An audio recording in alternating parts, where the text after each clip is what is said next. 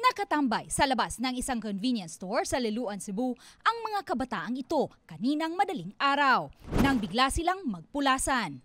Yan ay nang dumating na ang lalaking naka-helmet na bigla na lang nakaputok. 3 sa mga kabataan ang natamaan sa pamamaril.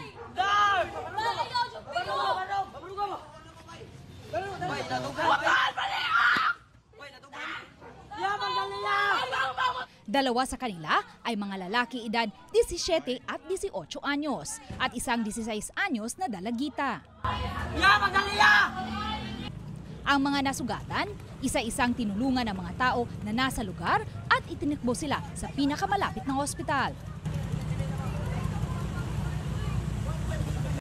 Sa ospital, binawian ang babaeng biktima. Sa inisyal na investigasyon ng Liloan Police Station, ang namaril na sospek ay bahagi ng isang grupong sakay ng 5 motorsiklo. Sa crime scene, aabot sa 18 empty shells at 2 slugs ang na-recover. Ongoing na ito ang at pursuit para once na ma-identify na gid na mo ang isa gid ang mga perpetrators ani, pwede na ito masikop. Inaalam pa ang posibleng motibo ng krimen. Dati dagan mga anggulo, pwede personal grudge.